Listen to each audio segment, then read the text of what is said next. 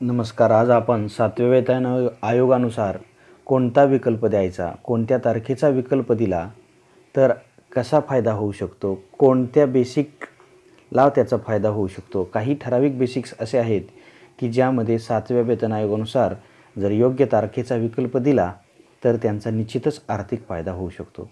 यासाठी आपण एक उदाहरण पाहूया. एका कर्मचाऱ्याचे त्याच्या 6व्या वेतन आयोगानुसार मूळ वेतन 9,260 व ग्रेड पे 2800 आहे. आता या कर्मचाऱ्याने 1 जानेवारी 2016 हा विकल्प निवडला तर त्याची वेतन निश्चिती कशी होईल ते बघू. 1 जानेवारी 2016 रोजी त्याचे मूळ वेतन 9,260 व ग्रेड पे 2800 आहे. दोघांची टोटल 12,060 होते. या टोटलला 2.57 या फिटमॅट फॅक्टरने गुणल्यानंतर 30,994 हे येतं. 30,994 हे पे मॅट्रिक्स टेबलमध्ये शोधायचं. 2800 या ग्रेड पेचा पे मॅट्रिक्स टेबल आहे S10 मध्ये 30,994 हे नाही, त्याच्यामुळे ते पुढील 31,000 हे त्याचे 1 जानेवारी 2016चे मूळ वेतन येईल. 1 जानेवारी 2016 चे मूळ वेतन 31,000 आले. त्यानंतर त्याला 1 जुलै 2016ला एक वेतनवाढ मिळून त्याचे मूळ वेतन 31,900 होईल. त्यानंतर पुढे त्याला 1 जुलै 17ला आणखी एक वेतनवाढ मिळेल व ते वेतन 32,900 होईल.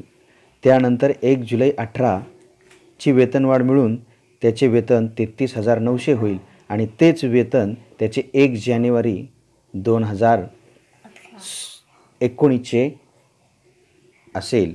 म्हणजेच त्याचे 1 जानेवारी 2019ला त्याचे मूळ वेतन 33,900 होईल. आता आपण जर या कर्मचाऱ्याने 1 जुलै 2016 हा विकल्प निवडला तर त्याची वेतन निश्चिती कशी होईल ते पाहूया. त्याचे 1 जानेवारी 2016चे बेसिक होते 9,260 व ते 1 जुलै 2016ला 3% वाढून 9,630 झाले. 9,630 अधिक 2800 बरोबर 12,430. 12,430ला 2.57 फिटमॅट फॅक्टरने गुणल्यानंतर टोटल येते 31,945. 31,945 हे S10 या पे मॅट्रिक्स टेबलमध्ये शोधायचे.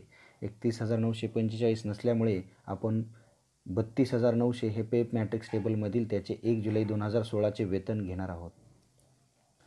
त्यानंतर त्याला 1 जुलै 2017ला एक वेतनवाढ मिळून त्याचे मूळ वेतन 33,900 होईल आणि त्यानंतर 1 जुलै 2018ला एक वेतनवाढ मिळून त्याचे मूळ वेतन 34,900 होईल.